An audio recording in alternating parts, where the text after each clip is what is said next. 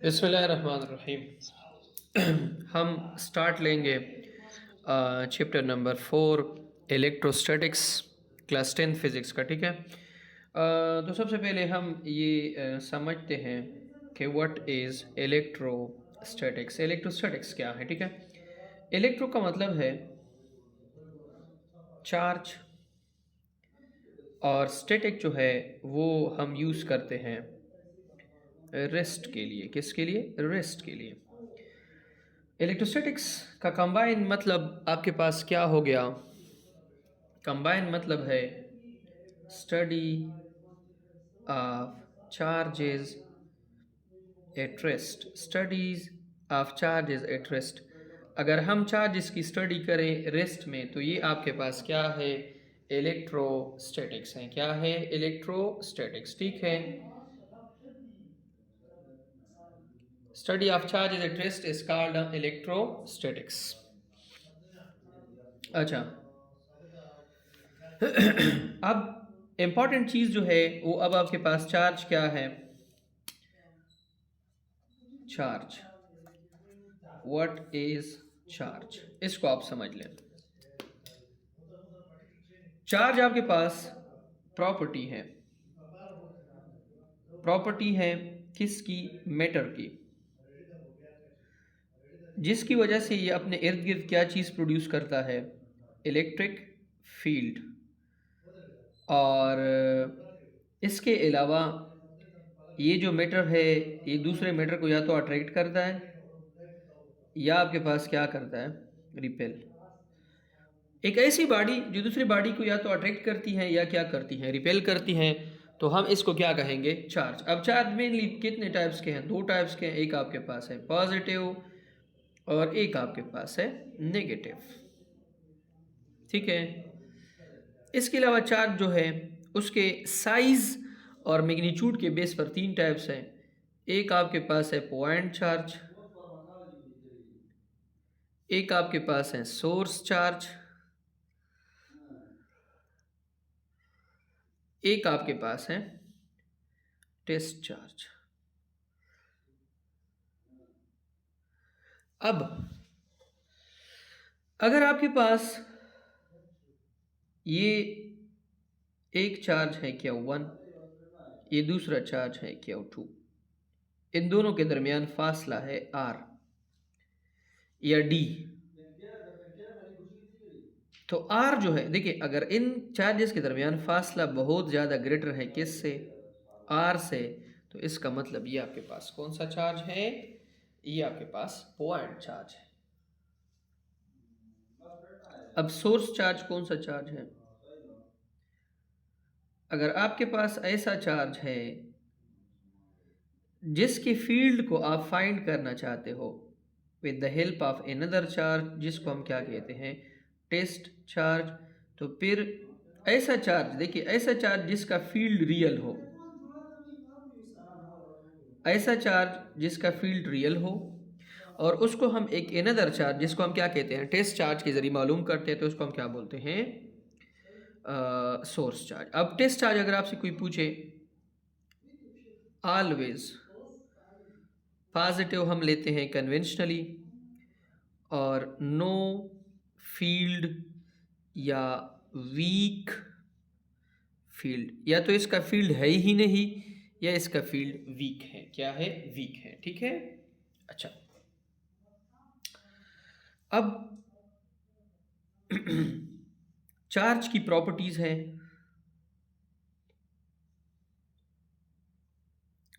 Charge की तीन properties है। पहली प्रॉपर्टी है क्वांटाइजेशन। ठीक है, पहली प्रॉपर्टी क्या है? क्वांटाइजेशन। सेकंड प्रॉपर्टी है कंजर्वेशन। थर्ड प्रॉपर्टी है additivity. Quantization, conservation, additivity. Quantization का मतलब यह है कि चार्ज जो है वो आपके पास डिस्क्रीट नेचर का है। डिस्क्रीट का मतलब यह है कि ये इनडिविजिबल है। कंजर्वेशन का मतलब है कि चार्जेस को ना तो हम क्रिएट कर सकते हैं, not destroyed, not created nor destroyed. ना तो हम इसको क्रिएट कर सकते हैं ना हम इसको डिस्ट्रॉय कर सकते हैं। एडिटिविटी का मतलब है, ये मैं सिंगल चार्ज की बात कर रहा हूं, पेयर में आप क्रिएट भी कर सकते हो डिस्ट्रॉय भी कर सकते हो। एडिटिविटी का मतलब यह है कि सिंपली एडिड एंड सब्ट्रैक्टेड। सादा तरीके से हम इसको ऐड भी कर सकते हैं और सब्ट्रैक्ट भी कर सकते हैं। अब इसके बाद आपके पास है कूलम लॉ है, ठीक है। कूलम्स लॉ, कूलम लॉ का काम है, एक तो ये हम अप्लाई कर सकते हैं स्टैटिक चार्जेस के दरमियान। चार्जेस स्टैटिक होने चाहिए, पॉइंट होने चाहिए और स्मॉल डिस्टेंस होना चाहिए। ये सारे एमसीक्यूज हैं। स्टैटिक चार्जेस, पॉइंट चार्जेस और इनके दरमियान स्मॉल डिस्टेंस होना चाहिए, तब आपके पास कूलम लॉ जो है वो एप्लीकेबल होगी। ये आपके पास एक चार्ज है Q1, ये दूसरा चार्ज है Q2, इनके दरमियान डिस्टेंस आपके पास क्या है, R है। तो अब कूलम लॉ जो है उसको किस बंदे ने प्रेजेंट किया है, उसका नाम है Charles Augustan D coulomb. Charles Augustan D coulomb ने इसको क्या किया है, प्रेजेंट किया है। अब क्यों प्रेजेंट किया है, क्योंकि ये लॉ जो है ये हमें कहती है कि जब दो चार्जेस आपस में बहुत ज़्यादा क्लोज हो, उनके दरमियान फासला बहुत ज़्यादा कम हो, उनके दरमियान एक फोर्स होगी, वो डायरेक्टली प्रोपोर्शनल होगी Q1 ज़रबे Q2 के। Force will be directly proportional to Q1 ज़रबे Q2 इफ R और epsilon m is equal to constant. अगर इनके दरमियान फासला और इनके दरमियान मीडियम क्या हो, कांस्टेंट हो, तो फिर आपके पास फोर्स डायरेक्टली प्रोपोर्शनल है Q1 ज़रबे Q2 के। मैं आपको सिंपल समझाता हूँ। ये चार्ज पहले 2 कूलम का था, ये 3 कूलम का था, फिर ये हो गया 8 कूलम का, ये हो गया 10 कूलम का। पहले मैग्नीट्यूड कम था, फोर्स भी कम, बाद में मैग्नीट्यूड ज़्यादा हो गया तो फोर्स भी आपके पास क्या हो जाएगा, ज़्यादा। ये आपके पास फर्स्ट इक्वेशन है। F is inversely proportional to R square, ठीक है। If Q and epsilon m is equal to constant. F जो है वो इनवर्सली प्रोपोर्शनल है किसके साथ, आर स्क्वायर के साथ, लेकिन अगर चार्ज और मीडियम दोनों क्या हो, कांस्टेंट हो, ठीक है। अच्छा, अब इसको अंडरस्टैंड करें।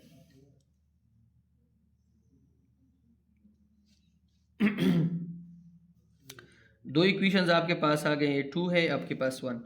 तो F is directly proportional to Q1 ज़रबे Q2 divided by R square. अब इस प्रोपोर्शनलिटी को ख़त्म करें तो F is equal to K Q1 Q2 divided by R square. K Q1 Q2 divided by R square, ठीक है। अच्छा, इसमें K आपके पास कूलम्स कांस्टेंट है, कूलम्स कांस्टेंट, मतलब इस इक्वेशन को इस K ने बैलेंस करना है। दो चीज़ों पे डिपेंड करता है, एक सिस्टम ऑफ यूनिट और दूसरा जो है ये मीडियम पे डिपेंड करता है। System of unit and medium, ठीक है। दो चीज़ों पे डिपेंड करता है, system of unit and medium. Medium के चेंज होने के साथ की वैल्यू चेंज होगी। हाँ, अब K बराबर किसके हैं, K बराबर है 1/4 पाई एप्सिलॉन नॉट। ये किसके लिए है, जब आपके पास मीडियम क्या हो, एयर हो, और K is equal to 1/4 pi epsilon m, ये अदर देन एयर, जब आपके पास मीडियम एयर ना हो, ठीक है। अब आपके पास इसके बाद के जो है उसकी न्यूमेरिकल वैल्यू क्या है, 9 ज़रबे 10 की power 9 newton dot metre square divide by coulomb square. ये मैं सारे एमसीक्यूज लेकर रहा हूँ, बाद में आप इसे स्टडी करें। अब ये जो इक्वेशन है, ये मैंने जो इक्वेशन लिखा है अभी, F इज इक्वल टू के Q1 Q2 divide by R square, इसको आप इस तरह भी लिख सकते हैं वैक्यूम के लिए। F is equal to K 1/4 pi epsilon naught Q1 Q2 divide by R square. ये इक्वेशन है वैक्यूम के लिए। और F medium 1/4 pi epsilon m Q1 Q2 divide by R square. ये आपके पास है किसके लिए, मीडियम के लिए। अच्छा, अब अगर ये जो एप्सिलॉन है कोई आपसे पूछ ले, एप्सिलॉन नॉट, इसको हम कहते हैं परमिटिविटी। ये आपके पास बराबर है 8.85 ज़रबे 10 की पावर -12, और इसकी जो यूनिट है वो आपके पास है coulomb square divided by newton dot metre square. ठीक है, ये मैंने वैक्यूम या एयर के लिए लिखा है। ठीक है, अच्छा, इसकी unit coulomb square divide by newton dot metre square.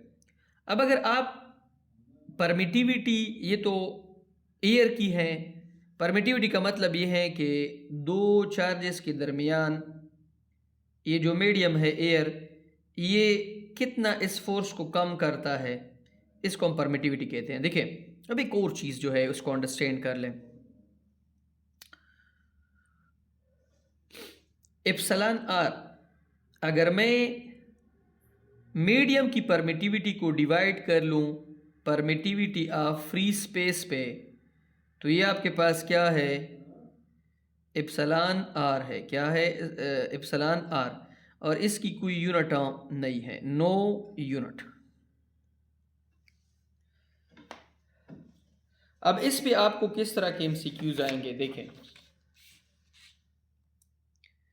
एक जो आपको एमसीक्यूज आएगी सिंपल, आपको कहेंगे कि अगर Q1 को मैं डबल कर लूँ, Q2 को मैं डबल कर लूँ, मतलब चार्जेस की मैग्नीट्यूड को डबल कर लूँ, तो फोर्स पे क्या इफेक्ट पड़ेगा। आर कांस्टेंट है, फोर्स आपके पास 4 टाइम इंक्रीज होगा।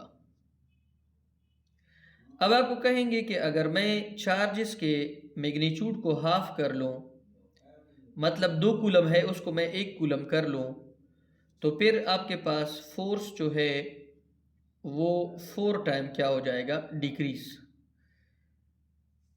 आपको इस तरह भी कर सकते हैं कि Q1 दे दे 1.6 क्रॉस 10 की पावर -19 कूलम, Q2 आपको दे दे -1.6 क्रॉस 10 की पावर -19 कूलम, R दे दे फासला 0.1 मीटर, तो K तो आपके पास ऑलरेडी है 9 क्रॉस 10 की power 9 newton dot metre square divided by coulomb square. आपसे पूछेंगे F, तो F इज इक्वल टू के Q1 Q2 divide by R square. इस फार्मूले से आप इजीली निकाल सकती हो। ठीक है, अच्छा, इसके अलावा आपको ये भी कह सकते हैं, हाँ ये क्वेश्चन आ सकता है, F जो है वो इनवर्सली प्रोपोर्शनल है आर स्क्वायर के, तो ये आपके पास है inverse square law, inverse square law, this is inverse square law. ये आपके पास इनवर्स स्क्वायर लॉ है। ठीक है, अच्छा, अब इसके बाद आपके पास है, इसमें बुक में अभी देख लें,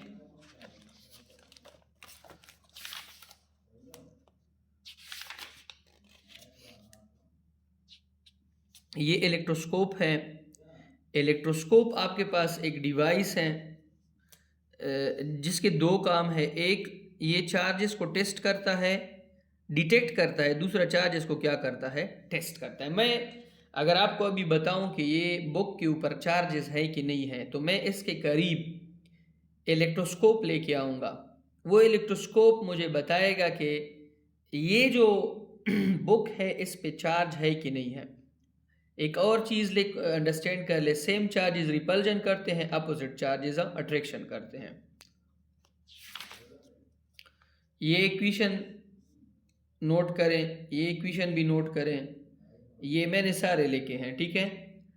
अब कूलम लॉ जो है उसका हम कंपैरिजन करते हैं with law of universal gravitation.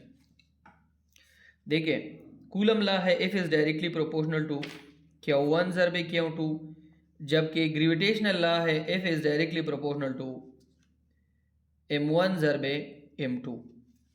इसमें मासेस के दरमियान प्रोडक्ट है, इसमें चार्जेस के दरमियान प्रोडक्ट है। F is inversely proportional to R square, यहाँ पर भी F is inversely proportional to R square. इसमें कांस्टेंट बराबर है 9 ज़रबे 10 की पावर 9, इसमें कांस्टेंट बराबर है 6.67 क्रॉस 10 की पावर -11। इसका यूनिट है newton dot metre square divided by coulomb square, इसकी यूनिट है newton dot metre square divided by KG square. अब इसमें और भी एमसीक्यूज आ सकते हैं। किस तरह की एमसीक्यूज आ सकते हैं, देखिए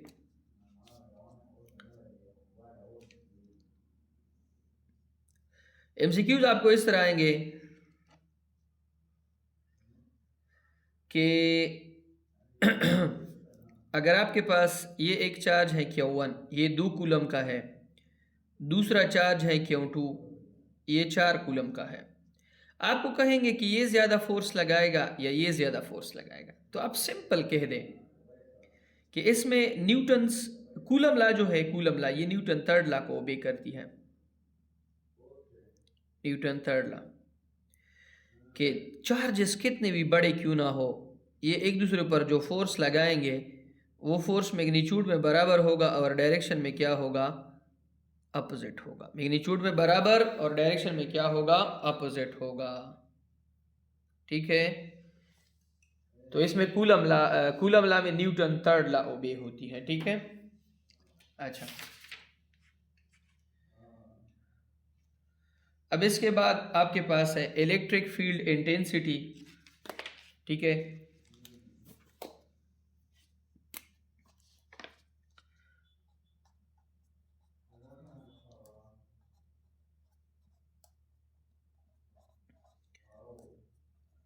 इलेक्ट्रिक फील्ड इंटेंसिटी,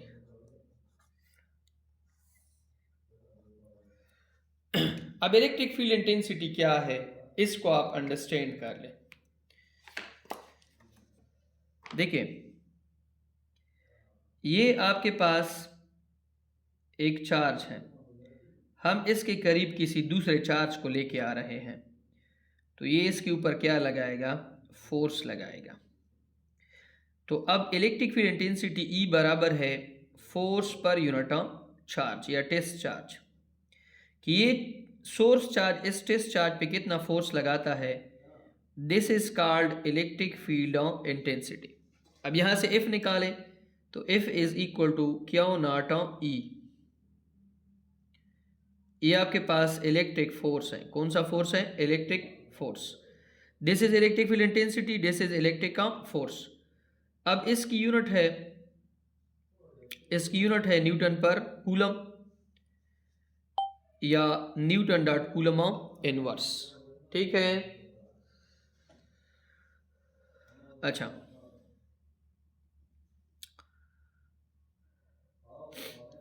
अब इलेक्ट्रिक फील्ड इंटेंसिटी के बाद इलेक्ट्रिक फील्ड लाइंस है, ठीक है।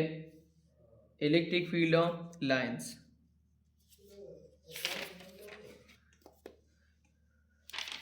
इलेक्ट्रिक फील्ड लाइंस हम हेडिंग देंगे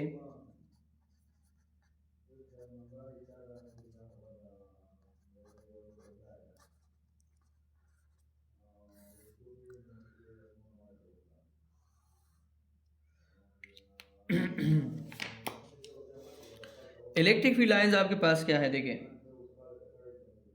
ऐसे लाइंस जो पॉजिटिव से जनरेट होते हैं बाहर निकलते हैं,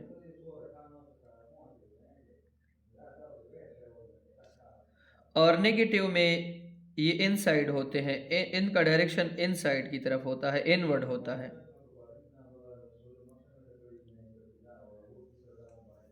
ठीक है। ये इमेजिनरी लाइन्स है, ये रियल लाइन नहीं है, ये सच में नहीं है, लेकिन हम डायरेक्शन ऑफ इलेक्ट्रिक फील्ड को फाइंड करने के लिए इसको इस्तेमाल करते हैं। अगर हम एक पॉजिटिव और नेगेटिव को एक दूसरे के करीब कर ले तो ये लाइंस पॉजिटिव से निकलेगी और नेगेटिव में क्या होगी, पॉजिटिव से जनरेट होगी और नेगेटिव पे क्या होगी, टर्मिनेट होगी। क्या होगी, टर्मिनेट।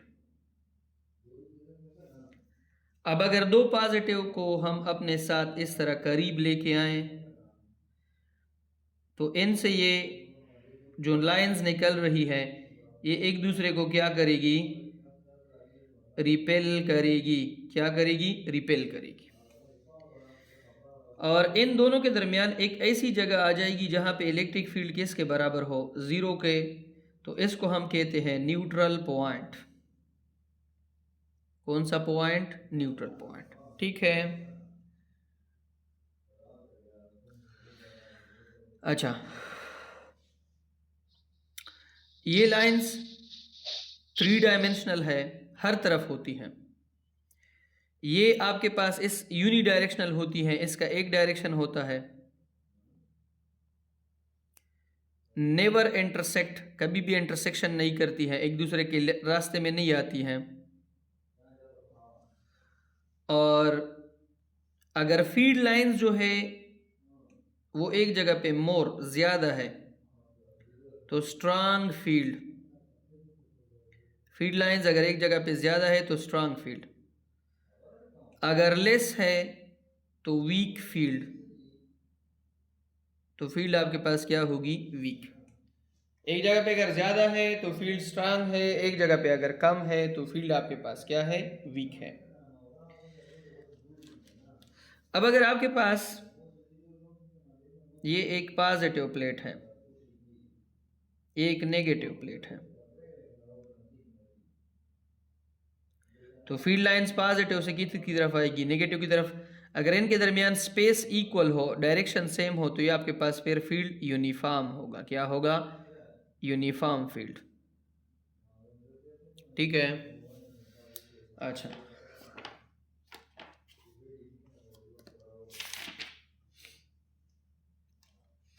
अब इसके बाद आपके पास है इलेक्ट्रिक पोटेंशियल।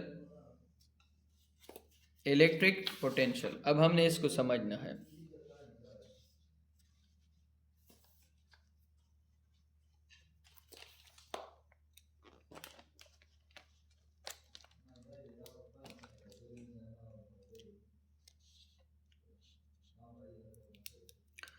इलेक्ट्रिक पोटेंशियल,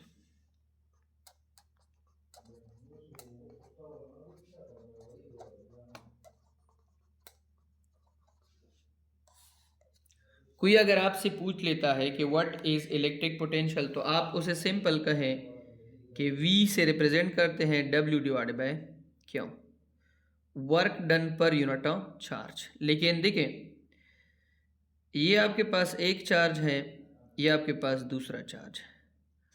अगर हम इस चार्ज को यहाँ पे लेके आएंगे, ये कहाँ पे पड़ा है, इन्फिनिटी पे।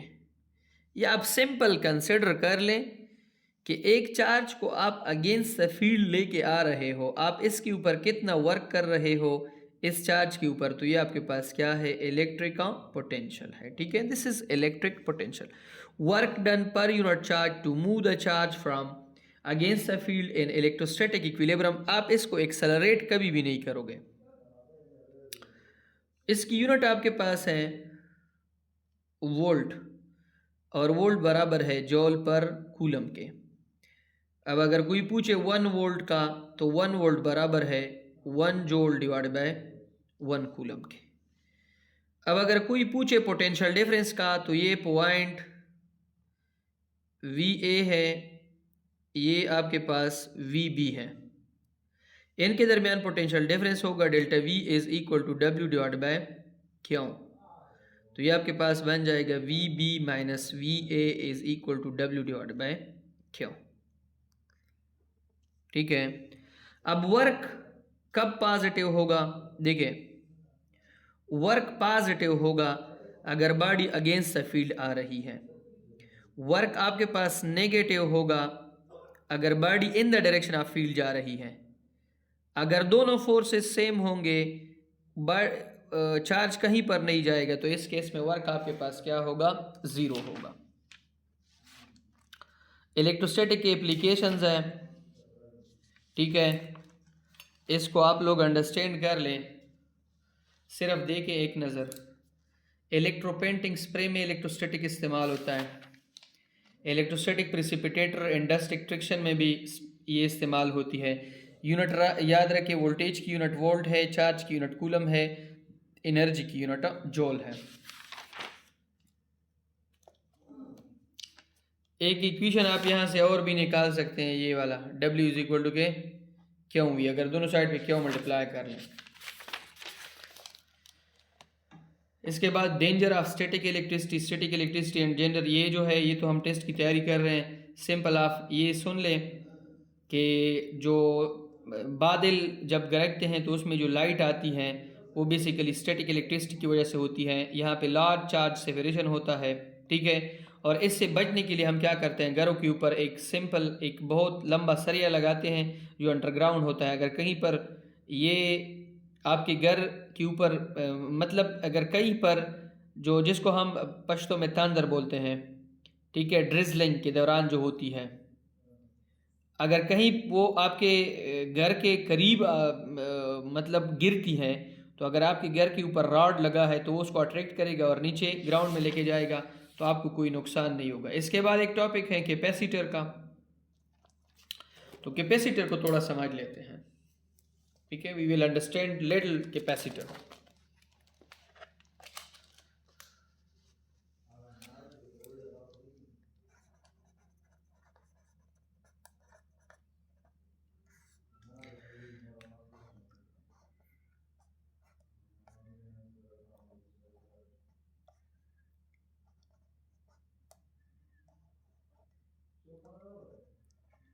अब देखिए इसको, कैपेसिटर सबसे पहली चीज़ याद रखें, ये आपके पास चार्ज स्टोर करता है। क्या स्टोर करता है? चार्ज स्टोर करता है। बेसिकली ये चार्ज नहीं, एनर्जी स्टोर करता है। अब आप पूछेंगे कि क्यों? क्योंकि दोनों साइड्स पे एक मतलब यहाँ पे अगर चार पॉजिटिव है तो यहाँ पे चार नेगेटिव, ठीक है, तो ओवरऑल चार्ज तो ज़ीरो है। बेसिकली एनर्जी स्टोर करता है किस फॉर्म में? In the form of electric field. अगर ओपन स्विच है तो चार्जेस यहाँ पे ज़ीरो होंगे। अगर स्विच को हम क्लोज कर लें तो ये जो इलेक्ट्रॉन है ये इससे पॉजिटिव को अट्रैक्ट करेगा, और ये जो पॉजिटिव है यहाँ से इलेक्ट्रॉन को अट्रैक्ट कर, पहले तो ये न्यूट्रल थे, तो ये प्लेट ओवरऑल नेगेटिव हो जाएगा, ये प्लेट ओवरऑल पॉजिटिव हो जाएगा, ठीक है। यहाँ पे जो वोल्टेज है ये आपके पास है Vs, यहाँ पे जो वोल्टेज डेवलप हो जाती है इलेक्ट्रिक फील्ड की वजह से वो है Vp। जब आपके पास Vp बराबर हो जाती है Vs के, मतलब कि जो आपके पास प्लेट्स के दरमियान पोटेंशियल है, अगर वो बराबर हो जाती है जो बैटरी का पोटेंशियल है, तो फिर मज़ीद कैपेसिटर चार्ज नहीं होगा, क्योंकि पोटेंशियल डिफरेंस यहाँ पे ख़त्म हो जाती है।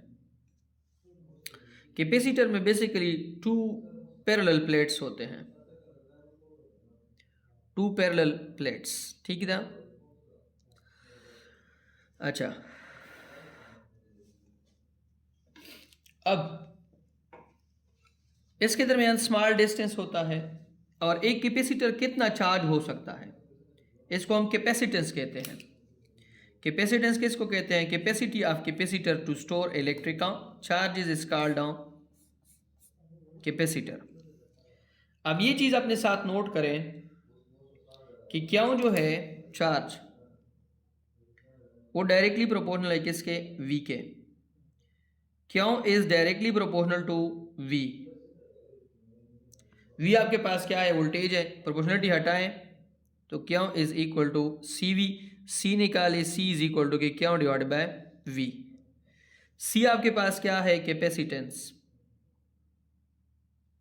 C आपके पास है कैपेसिटेंस, और कैपेसिटेंस जो है वो बराबर है, उसकी यूनिट क्या है आपके पास? यूनिट आपके पास है फेराड। फेराड। चार्ज की यूनिट है कूलम और वोल्टेज की यूनिट है वोल्ट। अब अगर आपसे कोई पूछे 1 फेराड तो 1 कूलम डिवाइडेड बाय 1 वोल्ट, ये आपके पास किसके बराबर है? 1 फेराड। स्मॉल यूनिट है माइक्रो फेराड, पीको फेराड, मिली फेराड। ये आपके पास सारे कौन सी यूनिट्स हैं? स्मॉल यूनिट्स हैं।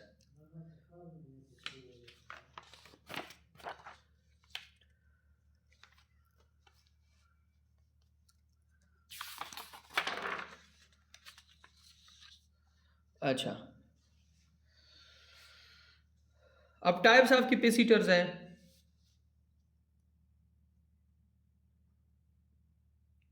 कैपेसिटर के मेनली दो टाइप्स हैं। एक आपके पास है फिक्स्ड, एक आपके पास है वेरिएबल। एक फिक्स्ड कैपेसिटर है, एक वेरिएबल कैपेसिटर है।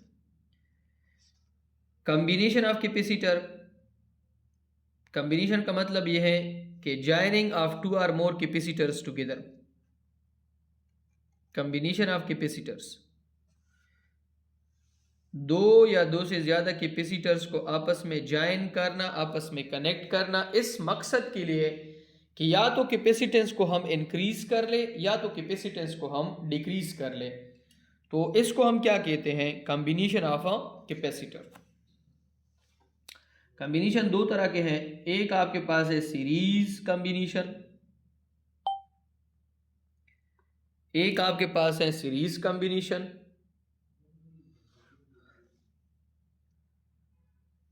और एक आपके पास है पैरेलल कॉम्बिनेशन।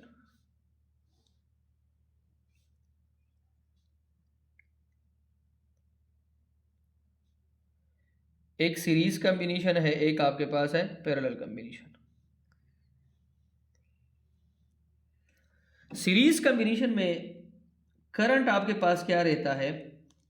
कांस्टेंट, सेम रहता है। वोल्टेज आपके पास क्या होता है? डिवाइड,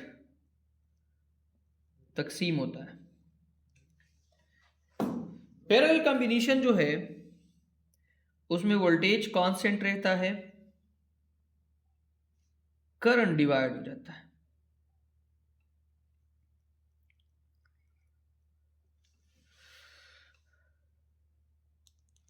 अच्छा, इसका जो ग्राफ है, अगर आप कैपेसिटर्स को इस तरह लगाएं एक के बाद दिगरे, तो ये जो कॉम्बिनेशन है ये आपके पास है basically series C1, C2, C3। आप ऐसा समझ लें कि आपने एक ही तार है उसमें सारे पंखे लगा दिए हैं, एक तार से सबको मतलब कनेक्ट कर दिया है। वैसे तो हम नॉर्मली हर एक पंखे के लिए एक तार, अलग अलग तार लेके जाते हैं, लेकिन अगर आप सारे पंखे जो है वो एक तार में लगा दें तो इसका मतलब ये आपके पास सीरीज कॉम्बिनेशन है। अब इसमें मसला क्या होता है? इसमें कैपेसिटेंस जो है वो डिवाइड हो जाती है। इसका फार्मूला आता है 1/C equivalent is equal to 1/C1 plus 1/C2 plus 1/C3 up to 1/Cn। इस इक्वेशन का मतलब यह है कि कैपेसिटेंस डिवाइड हो जाता है। बस ये नोट करिए, एमसीक्यूज में आ सकता है। अब अगर आपके सारे कैपेसिटर बिल्कुल एक जैसे हैं, एक माइक्रोफेराड के हैं, मतलब सारे 1 माइक्रोफेराड, तो इसके लिए फार्मूला है C divided by N। C divided by N, इसका मतलब ये है, इसका बड़ा ही सिंपल मतलब है, और वो क्या है कि अगर एक घर में 1000 कैपेसिटर्स लगे हैं, एक घर में 1000 कैपेसिटर लगे हैं, और सब कैपेसिटर की कैपेसिटेंस 1 माइक्रोफेराड है, तो आप ऐसा ना करें कि ये फार्मूला लेके आप सिंपल एक कैपेसिटर का एक है तो उस पर 1000 पे डिवाइड कर लें, सॉरी 1000 के साथ इसको आप क्या कर लें, बस ठीक है, बस 1000 पे डिवाइड कर लें तो इसकी कैपेसिटेंस इतनी क्या हो जाएगी? डिक्रीज हो जाएगी। ये फार्मूला बिल्कुल ठीक है। पैरेलल का तरीका क्या है?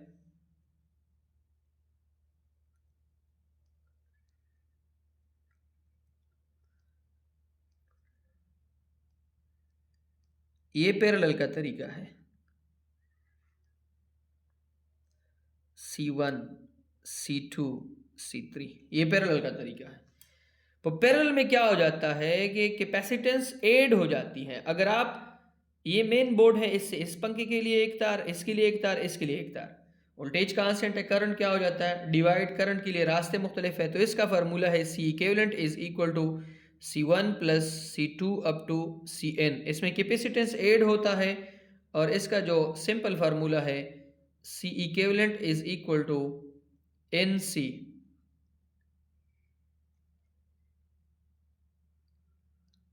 तो ये इसका फार्मूला है।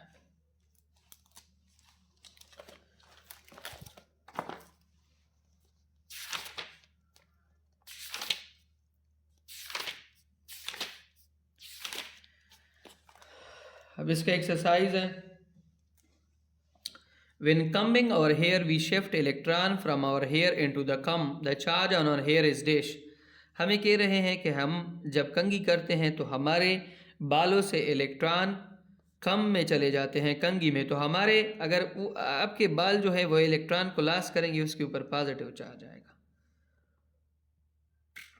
The unit of charge is coulomb. Initially sphere A has a charge of -50। आपको कह रहे हैं कि आपके पास एक स्फीयर है, उस पे -50 ई का चार्ज है। दूसरा स्फीयर है जिस पे +20 ई का चार्ज है। हमें कह रहे हैं कि इसके ऊपर नेट चार्ज कितना होगा, what is the resultant charge on sphere A. ये आपके पास कंसिडर कर लें कि ये आपके पास स्फीयर ए है, ये स्फीयर बी है, ठीक है। हम इस पे नेट मतलब रिजल्टेंट चार्ज मालूम करेंगे, तो इसका फार्मूला है क्यों R इज इक्वल टू क्यों A प्लस क्यों B divided by 2।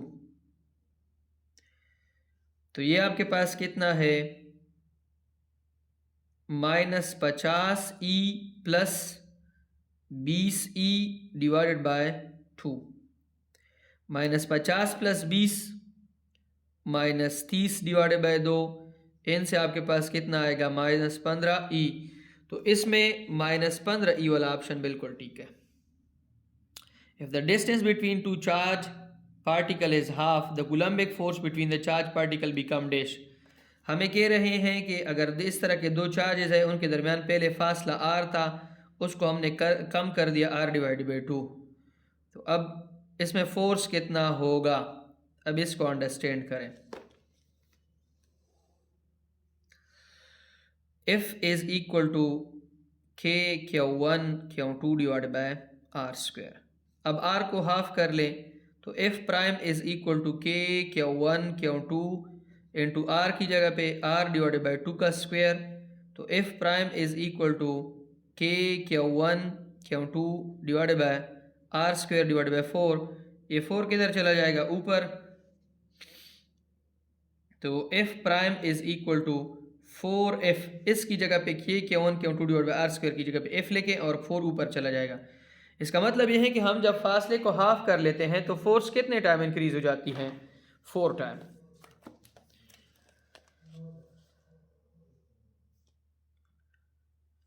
The value of coulomb constant K, ये भी मैंने लिखा था, depends upon material medium. Value of charge separation इस पे नहीं डिपेंड करता, सिर्फ मटेरियल मीडियम। वो एक और चीज़ है सिस्टम ऑफ यूनिट, वो यहाँ पे नहीं है। An additional capacitor is added to a group of capacitor already connected in series, the equivalent capacitance is dash. अभी मैंने आपको कहा कि अगर सीरीज में आप कैपेसिटर्स को लगाओगे तो इक्विवेलेंट कैपेसिटेंस कम होगी। ये कह रहे हैं कि अगर हम एक और कैपेसिटर भी ऐड कर ले मजीद कम होगी, decreases. The unit of electric potential, ये भी मैंने लिखी थी volt. 4 identical 1 microfarad capacitors are connected together electrically. What is the least possible capacitance of combination? अब इसको समझ लें। 4 कैपेसिटर जो है उसको मुख्तलिफ तरीक़ों से कनेक्ट किया गया है। हमें कह रहे हैं कि कैपेसिटेंस सबसे कम कब आएगी। सिंपल, जब हम इसको किस में लगाएंगे, सीरीज़ में। सीरीज़ में क्या मसला होगा, 4 कैपेसिटर है तो 1/C is equal to 1/C1 plus 1/C2 plus 1/C3 plus 1/C4। यहाँ पे नहीं दिया गया है तो सब का मैं 1 लूँगा, तो 1/C is equal to C equivalent 1/1 plus 1/1 plus 1/1 plus 1/1। नीचे 1/c इक्विवेलेंट एक इसका एलसीएम ले लें 1 1 1 1 इनसे क्या बनेगा 4 उल्टा कर लें तो c equivalent is equal to 1 divided by 4 microfarad. ये सबसे लीस्ट कैपेसिटेंस होगा जो किस में होगा, जो कि सीरीज में होगा, तो 1/4 microfarad. A capacitor C has a charge Q. The actual charges on its plates are dash. हमें कह रहे हैं कि एक कैपेसिटर जो है उस पर चार्ज क्यों है, तो प्लेट्स पर कितना चार्ज होगा, एक पर पॉजिटिव और एक पर नेगेटिव। अच्छा, यूनिट नंबर 14 करंट इलेक्ट्रिसिटी, इसका स्टार्ट लेंगे। इसमें पहला टॉपिक है करंट।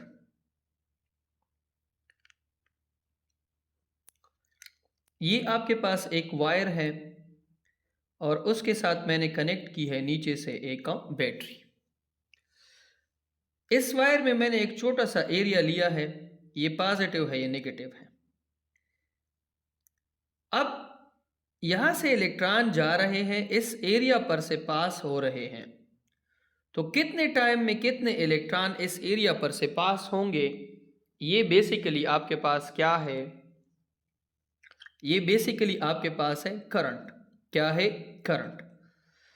मेरी बात समझ में आ रही है? This is basically current. देखिए I इज इक्वल टू क्यों डिवाइडेड बाय T। क्यों आपके पास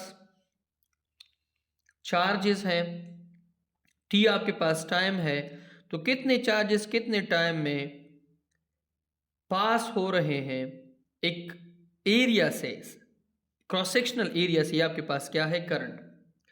या I इज इक्वल टू क्यों की जगह पे क्या लिख ले, n e divided by T।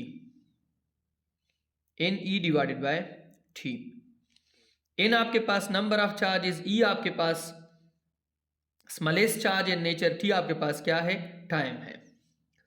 अगर यहां से चार्जेस निकालना चाहते हो तो क्यों इज इक्वल टू के आई टी। ये सारे फार्मूले आपके एमसीक्यूज में आ सकते हैं।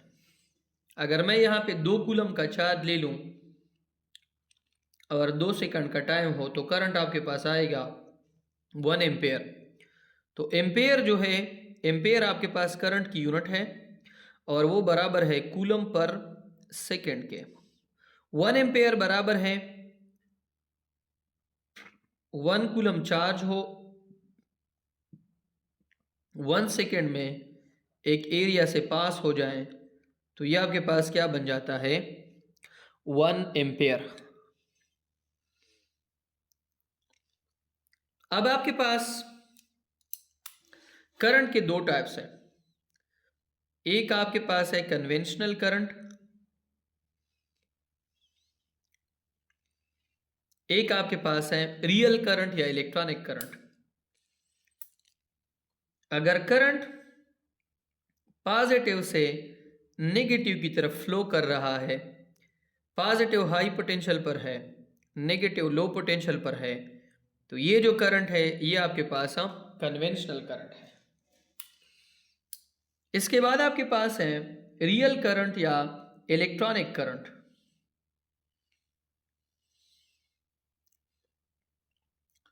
इलेक्ट्रॉनों की डिस्कवरी से पहले ये सोच थी कि करंट पॉजिटिव की वजह से, लेकिन जब इलेक्ट्रॉन डिस्कवर्ड हो गए तो फिर इलेक्ट्रॉन को हाई पोटेंशियल पे लिया गया और पॉजिटिव को लो पोटेंशियल पे लिया गया। अब कहा गया कि इलेक्ट्रॉन जो है चार्जेस फ्लो करते हैं किससे, नेगेटिव से किसकी तरफ, पॉजिटिव की तरफ। तो ये करंट आपके पास कौन सा करंट है? रियल करंट है। अब आपके पास है इफेक्ट्स ऑफ करंट। करंट के 3 इफेक्ट्स हैं। एक आपके पास है हीटिंग, हीटिंग इफेक्ट। एक आपके पास है केमिकल इफेक्ट, एक आपके पास है magnetic effect. Heating effect, chemical effect, magnetic effect. अच्छा,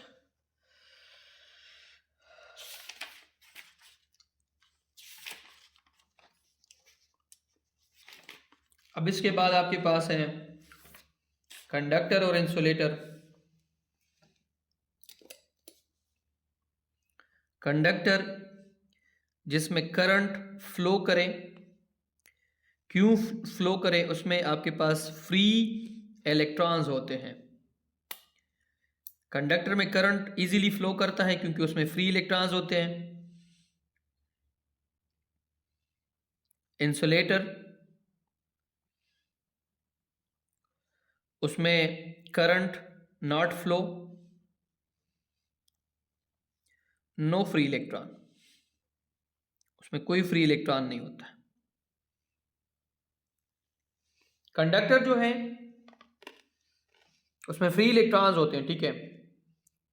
और उसकी एग्जांपल आपके पास है एल्यूमिनियम, गोल्ड, सिल्वर, कॉपर, ये आपके पास सारे कंडक्टर्स हैं, ठीक है।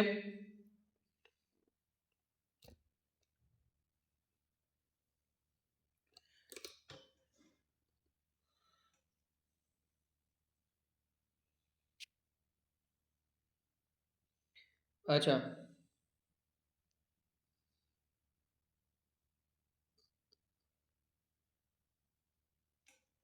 अब इसको देख लें।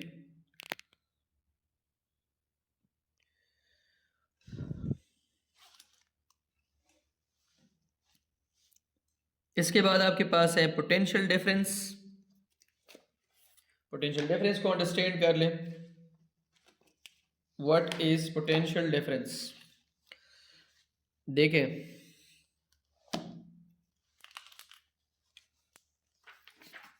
फर्ज करें ये आपके पास एक वायर है, नीचे उसके साथ कनेक्ट है एक battery, this is positive, this is negative. ये हाई पोटेंशियल पर है, ये लो पोटेंशियल पर है। यहाँ पे जो चार्ज है वो 2 वोल्ट का है, यहाँ पे 0 वोल्ट का है। यहाँ पे ये बल्ब के पास आते हैं, इनसे हम बल्ब जलाते हैं। तो देखें, अगर बल्ब के इस सिरे पर 2 वोल्ट है, फर्ज करें इस सिरे पर 1 वोल्ट है, तो इसका मतलब यह है कि यहाँ पे पोटेंशियल में फ़र्क है। पोटेंशियल में फ़र्क है तो इसको बेसिकली हम क्या कहते हैं? Potential difference. इसकी सिंपल डिफिनीशन है V is equal to W divide by Q, delta V is equal to W divide by Q. W आपके पास वर्क है, क्यों आपके पास चार्ज है, ठीक है। तो अगर एक चार्ज जो है उसके पास 2 मुख्तलिफ जगहों पे मुख्तलिफ किस्म की वोल्टेज है, तो इसका मतलब ये पोटेंशियल, इसका पोटेंशियल जो है वो मुख्तलिफ है, वो डिफरेंट है। क्या है? डिफरेंट है। मैं आपको एक और मिसाल दे देता हूँ। यहाँ पे एक चार्ज है और यहाँ पे एक चार्ज है। इस चार्ज का फील्ड यहाँ तक है, मैं इसको मुसलसल यहाँ पे लेके आ रहा हूँ। यहाँ पे पोटेंशियल आपके पास था 4 वोल्ट, यहाँ पे जब मैं आ गया तो इसका पोटेंशियल 20 वोल्ट है। तो इसका मतलब ये है कि इन 2 पॉइंट्स के दरमियान पोटेंशियल आपके पास क्या है? मुख्तलिफ है। तो इसको हम क्या बोलते हैं? पोटेंशियल डिफरेंस बोलते हैं। अच्छा, अब एक और चीज़ अंडरस्टैंड कर लें।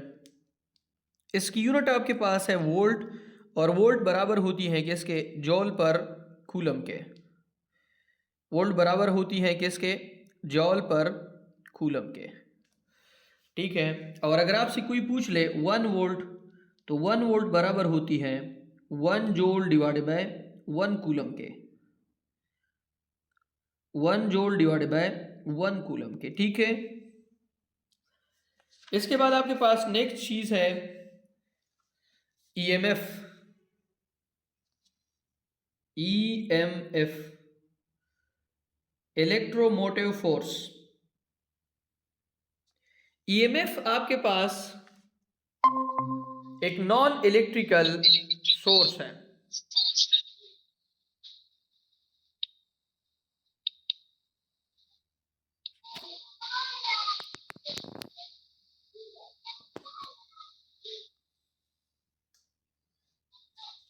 देखिए,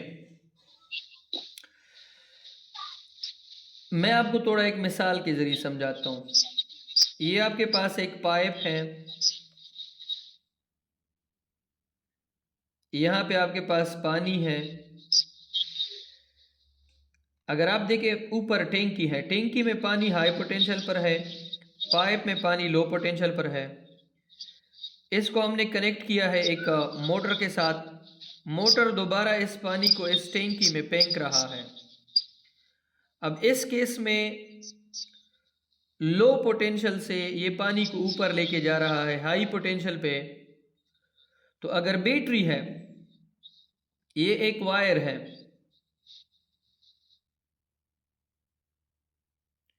इस वायर में यहाँ पे एक इलेक्ट्रिक बल्ब लगा है। This is negative, this is a positive. देखिए यहां से एक 2 वोल्ट का चार्ज निकलता है। इस बल्ब में जैसे ही वो एंटर करता है तो इसकी एनर्जी हीट प्लस लाइट में कन्वर्ट होती है। यहाँ पे फॉर एग्जांपल वो 1.5 वोल्ट का हो जाता है, इसकी वोल्टेज कम होती है, तो वो दोबारा बैटरी के पास चला जाता है। तो बैटरी के अंदर केमिकल होते हैं, उसका काम क्या है कि इसको लो पोटेंशियल से दोबारा किस पोटेंशियल पे लेके जाए, हाई पोटेंशियल पे। तो ईएमएफ बेसिकली वर्क है। ईएमएफ बेसिकली आपके पास है work done on a charge to move the charge from low potential to high potential. EMF आपके पास वर्क है चार्ज के ऊपर, जो इसको लो पोटेंशियल से कहां पे लेके जाता है, हाई पोटेंशियल पे।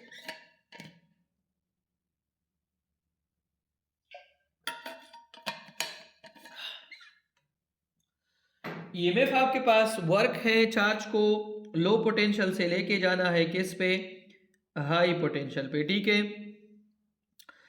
वर्क डन पर। अच्छा, ईएमएफ को हम ई से रिप्रेजेंट करते हैं, W divide bye Q. W निकालोगे तो डब्ल्यू इज इक्वल टू के क्यू ई। इसकी यूनिट आपके पास क्या है, इसकी यूनिट आपके पास है वोल्ट, और वोल्ट बराबर होती है जॉल पर कूलम के। और 1 वोल्ट आपके पास बराबर होती है 1 जॉल डिवाइड बाय 1 कूलम के। ठीक है, अब इसके बाद आपके पास क्या आता है, ओहम लॉ है। ओहम लॉ बड़ी इंपॉर्टेंट लॉ है, ओहम्स लॉ।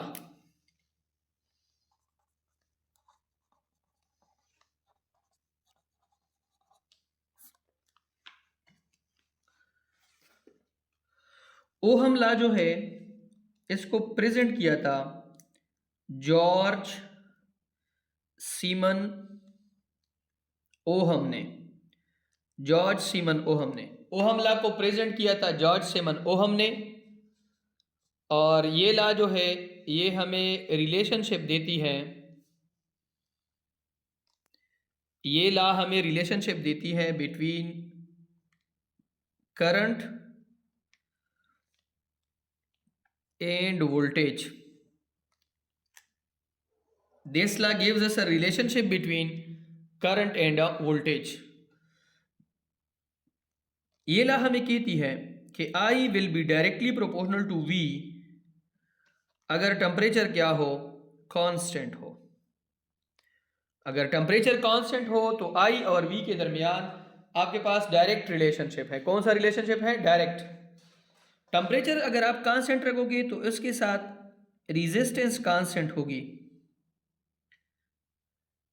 रेजिस्टेंस कैसे कांस्टेंट करोगे, जब आप डायमेंशन कांस्टेंट करोगे, dimension of a wire. Dimension में आपके पास आता है एरिया, इसमें आता है लेंथ, इसमें आपके पास आता है वॉल्यूम। तो प्रोपोर्शनलिटी को ख़त्म करो, I is equal to 1 divided by R into V. यहाँ पे जो 1 डिवाइडेड बाय R है ये आपके पास एक कांस्टेंट है जिसको हम रेजिस्टेंस कहते हैं। क्या कहते हैं, रेजिस्टेंस। अब अगर आपने इस इक्वेशन से R को निकालना है, पहले V निकाले तो V इज इक्वल टू के आई आर। I बराबर है V by R, V is equal to के आई आर। R बराबर है किसके, V डिवाइड बाय I के। अब ओहम लॉ जो है उसमें दो चीजें बड़ी इंपॉर्टेंट है। ओहम लॉ हर जगह पे ओबे नहीं होती है। जो मटेरियल्स इसको ओबे करते हैं उसको हम कहते हैं ohmic, ohmic conductors. Ohmic conductors कौन से होते हैं?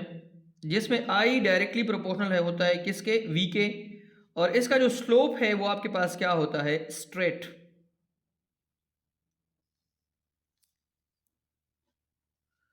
This is I, this is V. अगर स्लोप बिल्कुल स्ट्रेट है तो इसका मतलब ये है कि ये ओहमिक कंडक्टर है। सेकेंड नंबर पे आपके पास है नॉन ओहमिक।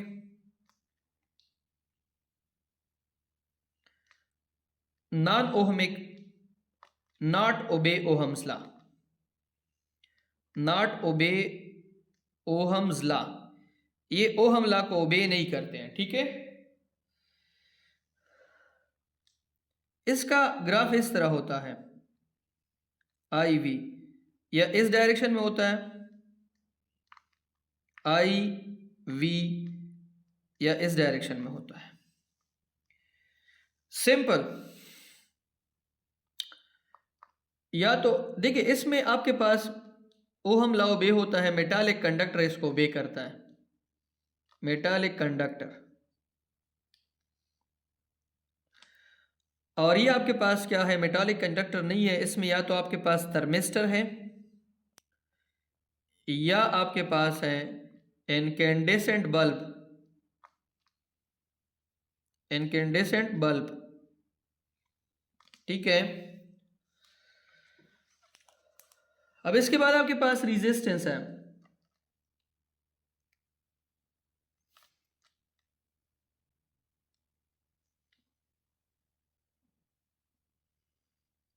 रेजिस्टेंस, रेजिस्टेंस कहते हैं मुजाहमत को, रुकावट को। ये इसका सिंबल है। ये आपके पास है पॉइंट ए, ये आपके पास है पॉइंट बी। नीचे हमने कनेक्ट की है बैटरी जिसका वोल्टेज है वी। अगर चार्जेस आपके पास हाई पोटेंशियल से जा रहे हैं किस पे? लो पोटेंशियल पे। इस रास्ते में इसको रुकावट आ रही है, तो इसका मतलब ये आपके पास क्या है? रेजिस्टेंस। रेजिस्टेंस आपके पास बराबर होती है वी डिवाइड बाय आई के, और इसकी यूनिट आपके पास है ओहम, और ओहम बराबर होती है वोल्ट डिवाइडेड बाय एम्पेयर के। 1 ओहम आपके पास कितनी रेजिस्टेंस होगी? 1 volt divided by 1 ampere. 1 ohm का सिंबल आपके पास ये होगा 1 वोल्ट डिवाइडेड बाय 1 एम्पेयर, ठीक है। अच्छा, अब रेजिस्टेंस जो है वो किन फैक्टर्स के ऊपर डिपेंड करती है, उनको आप देखें। रेजिस्टेंस किन फैक्टर्स के ऊपर डिपेंड करती है? देखें, resistance is directly proportional to L, length of a conductor.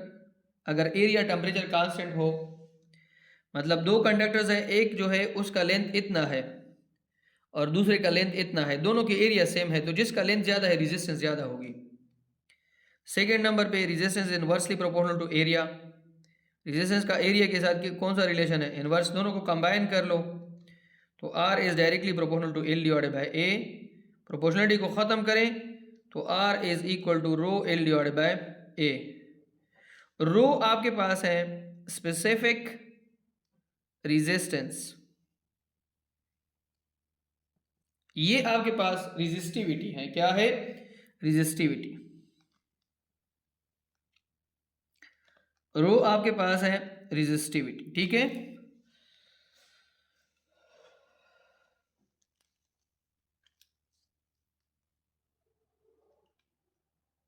रो आपके पास है रेजिस्टिविटी।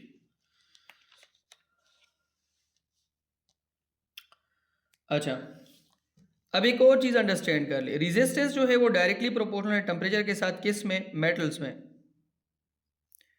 रेजिस्टेंस आपके पास इनवर्सली प्रोपोर्शनल है किसके? टेम्परेचर के। सेमीकंडक्टर्स में।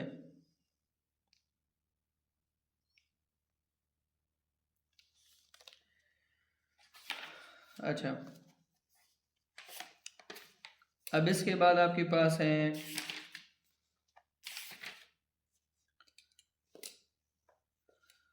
रेजिस्टर। किसको कहते हैं? What is resistor?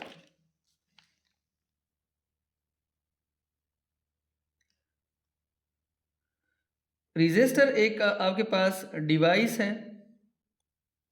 और इसका काम क्या है? Offer resistance. इसका काम क्या है? रेजिस्टेंस ऑफर करना। इसके दो टाइप्स हैं, एक आपके पास है फिक्स्ड रेजिस्टर्स और एक आपके पास है वेरिएबल। फिक्स्ड आपके पास होते हैं कार्बन कार्बन, कलर कोड, और वेरिएबल भी आपके पास दो हैं, एक आपके पास है थर्मिस्टर और एक आपके पास है, सॉरी थर्मिस्टर नहीं, रियोस्टेट, और दूसरा आपके पास है पोटेंशियल डिवाइडर। अब रेजिस्टेंस जो है उनकी कॉम्बिनेशन हमने करनी है, उनको हमने इकट्ठा करना है, ज्वाइन करना है। तो रेजिस्टर जो है उसकी कॉम्बिनेशन दो तरह की है, एक आपके पास है सीरीज और एक आपके पास है पैरेलल। सीरीज जो है उसमें आपके पास current constant, voltage divide, current constant voltage divide. Parallel जो है उसमें वोल्टेज कांस्टेंट करंट डिवाइड। ठीक है। अब यस सर। अब इसका जो फार्मूला है, सीरीज में रेजिस्टेंस जमा होती है, R is equal to R1 plus R2 up to RN। Series में रेजिस्टेंस जमा होती है, इसमें बहुत ज़्यादा मसला होता है, सर्किट में कहीं एक जगह पर अगर प्रॉब्लम आ जाए तो पूरा सर्किट डिस्टर्ब होता है। अगर आप एक ही तार में सारे लाइट लगाएंगे तो लाइट, जितने आप लाइट ऐड करेंगे रेजिस्टेंस इंक्रीज होगी, आपके पास जो वोल्टेज है वो कम होगी और लाइट जो है वो डिम हो जाएंगे। अब पैरेलल में क्या होगा? पैरेलल में रेजिस्टेंस कम होती है, R इज इक्वल टू, यहाँ पे मैंने 8 किए हैं तो यहाँ पे 1 divide by R is equal to कि 1 by R1 plus 1 by R2 up to 1 divide by RN, यहाँ पे डिवाइड होती है। अगर एक जैसे रेजिस्टर्स है सारे तो R is equal to NR, और यहाँ पे R is equal to R divide by N, ये उसका फार्मूला है।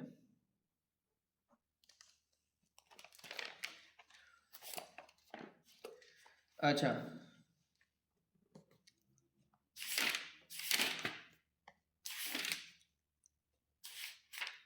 अब इसके बाद आपके पास है इलेक्ट्रिक पावर एंड जोल लॉ। इलेक्ट्रिक पावर किसको कहते हैं? पावर दो तरह के हैं, एक आपके पास इलेक्ट्रिक पावर है, एक आपके पास मैकेनिकल पावर है। देखिए P अगर आपके पास बराबर है W divide by T, W आपके पास क्या है? वर्क, और T आपके पास क्या है? टाइम। तो ये आपके पास कौन सा पावर है? इलेक्ट्रिक पावर है। W को हमने निकाला था, वो बराबर है Q V divide by T, और Q बाई T हमें पता है I के बराबर है। तो पावर आपके पास बराबर है किसके? I V। I आपके पास करंट है, V आपके पास क्या है? वोल्टेज है। That is the product of current and voltage. एक और फार्मूला निकाले, P is equal to I, V की जगह पे क्या लिखें? I R, तो आपके पास फार्मूला आ गया I square R। P is equal to, अगर मैं I की जगह पे क्या लगाऊं? V divide by R, ohm law इस्तेमाल करूं तो आपके पास आ जाएगा V square divide by R square डाटा R, R और R कैंसल, तो P is equal to V square divide by R। ये आपके पास अनदर फार्मूला आ गया। पावर के मुख्तलिफ यूनिट्स हो सकते हैं। सिंपल यूनिट आपके पास है वाट, वाट आपके पास बराबर है किसके? वर्क की यूनिट आपके पास जूल है, और टाइम की यूनिट आपके पास सेकेंड है। 1 वाट कब होगा? जब 1 जूल वर्क होगा और 1 सेकंड का टाइम लेगा, तो ये आपके पास 1 वाट। 1000 वाट आपके पास बराबर है 1 किलो वाट के, और 10 की पावर 6 वाट आपके पास बराबर है 1 मेगावाट के। पावर की एक स्पेशल यूनिट है हॉर्स पावर। हॉर्स पावर आपके पास बराबर होती है 746 वाट के। अगर 1 वाट निकालें तो आपके पास बराबर होती है 1 डिवाइड बाई 746 हॉर्स पावर के। ठीक है।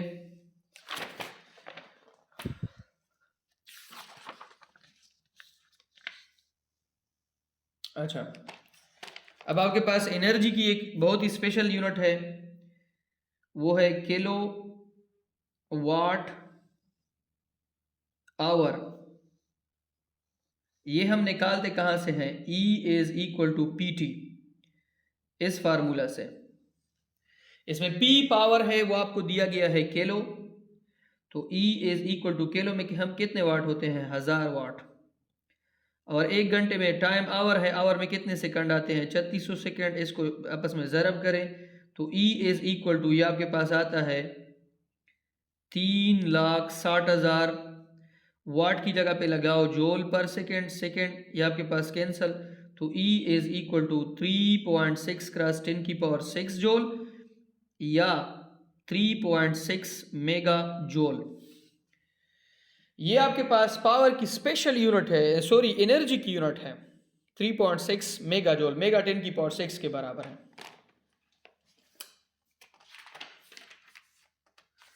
जूल ला जो है, अब इसको थोड़ा डिस्कस कर लेते हैं। जूल्स ला, जूल्स ला किसके बराबर है? जूल एक साइंटिस्ट था जिसने एक रिलेशनशिप डेवलप किया था between heat and work, heat and energy.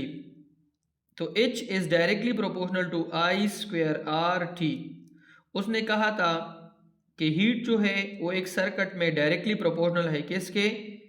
I²RT, current का स्क्वायर रेजिस्टेंस और टाइम के।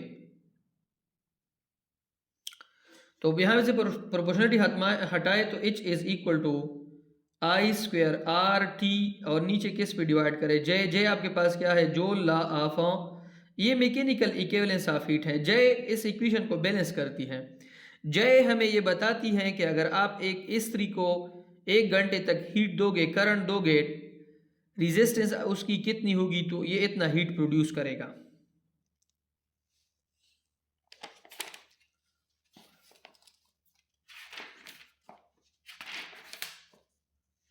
अब आपके पास कुछ चीज़ें हैं, उसको आप नोट करें। वायर है, पावर सप्लाई है, फ्यूज़ है, अर्थ है। फ्यूज़ सेफ्टी डिवाइस है, इसको नोट करें। अर्थ जो है वो 0 वोल्ट पे होती है। लैंप आपके पास डिवाइस है जो इलेक्ट्रिकल एनर्जी को हीट लाइट में कन्वर्ट करता है। ये वायर के निशानात है, ये बैटरी सेल के सिंबल्स हैं, ये फ्यूज़ का सिंबल है, ये अर्थ का सिंबल है, ये लैंप का सिंबल है, ये ओपन स्विच, क्लोज स्विच, ये हीटिंग एलिमेंट का सिंबल है, ये फिक्स्ड रेजिस्टर है, ये वेरिएबल रेजिस्टर है, ये कैपेसिटर है। डिवाइसेस हैं आपके पास। गिलवालोमीटर जो है उसके 2 काम है, ये करंट को डिटेक्ट करता है और थोड़ा सा पोटेंशियल डिफरेंस जो है, ये मतलब ये वोल्टेज और करंट को डिटेक्ट भी कर सकता है और स्मॉल अमाउंट ऑफ करंट और वोल्टेज को मेजर कर सकता है। एमीटर जो है वो करंट को मेजर करता है और एमीटर जो है वो गिलवालोमीटर का मॉडिफाइड फॉर्म है।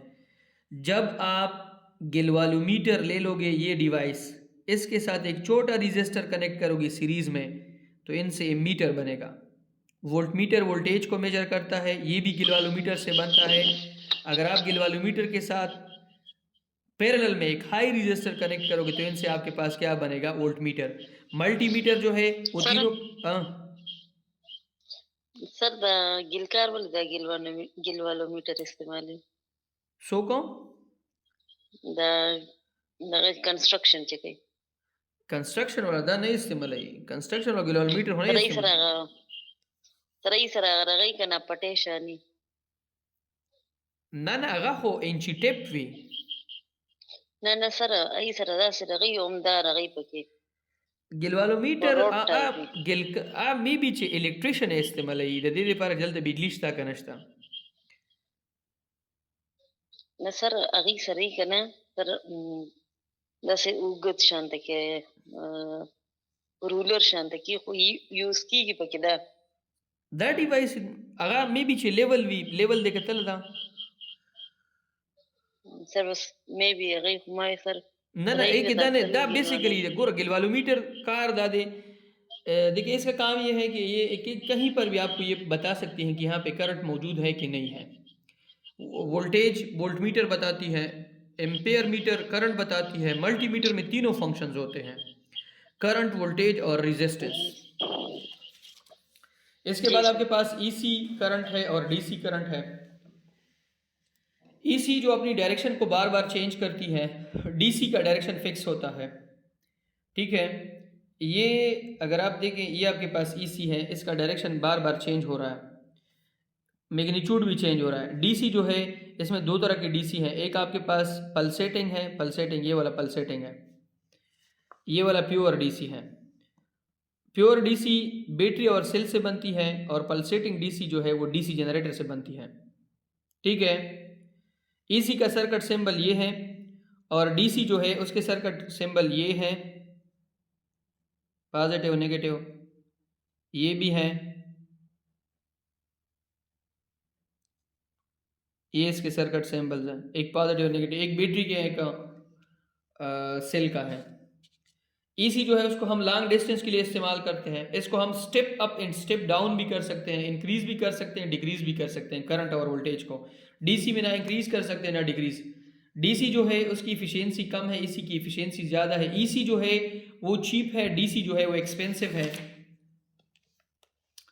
सीरीज सर्किट मैंने समझाया था, पैरेलल सर्किट, दोनों में मेन मसला ये है कि सीरीज में सारे लाइट जो है उनको वोल्टेज सेम मिलती है, और सीरीज में नहीं, पैरेलल में। सीरीज में सबको मुख्तलिफ मिलती है वोल्टेज, करंट सबको सेम मिलता है। सीरीज में अगर सर्किट में कोई मसला आ जाए तो पूरा सर्किट डिस्टर्ब हो जाता है। पैरेलल में सर्किट में कोई मसला आ जाए तो सर्किट डिस्टर्ब नहीं होता। आपको इस तरह के क्वेश्चंस आएंगे कि एक गाड़ी है, उसके दो लाइट्स हैं, उनमें एक जल गया, दूसरा अभी भी मतलब जो है प्रॉपरली फंक्शन कर रहा है, तो वो किस में लगे हैं? तो उसमें वो सीरीज में लगे हैं, सॉरी पैरेलल में लगे हैं। ये आउट सर्किट है, फ्यूज सर्किट ब्रेकर, इनको सारे जानते हैं। इलेक्ट्रिसिटी से खुद को कैसे बचाना है ये भी जानते हैं। अब एक्सरसाइज को सर 2 देखें, मिनट रेस्ट। एक्सरसाइज को देखें बस। Batteries are rated with unit ampere hour, it is a unit of dash, it is a unit of charge. Formula है Q इज इक्वल टू के आई टी, इसके लिए ampere और इसके लिए आवर, तो ये आपके पास कूलम चार्ज की यूनिट है। When connected a battery to a bulb, light glows brightly, if the battery is reversed and reconnected to the bulb will glow dash.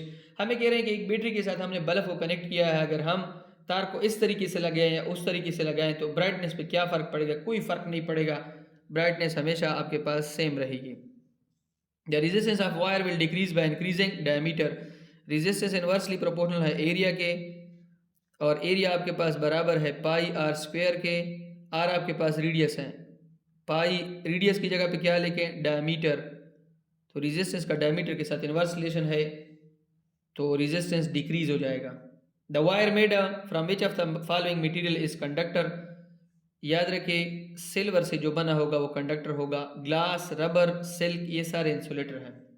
The current which reverse direction of regular interval of time, आपके पास EC ये भी बताया था, EC अपनी direction को बार बार change करती है।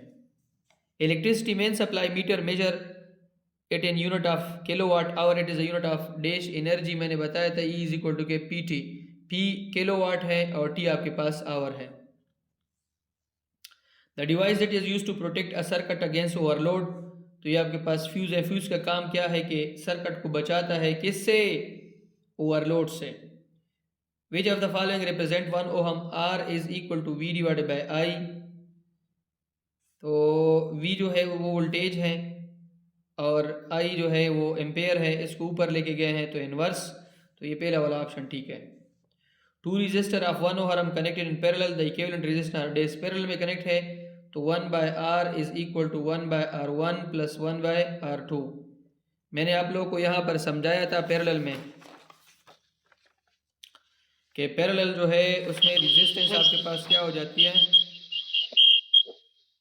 Divide हो जाती है।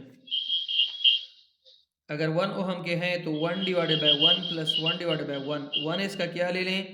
LCM, 1 plus 1 2। अब उल्टा कर लें तो R is equal to 1 by 2 से क्या आता है? 0.5, तो ये वाला ऑप्शन ठीक है। 1 किलोवाट आवर किसके बराबर है? 3.6 जूल, ये मैंने आपको पहले भी समझाया था।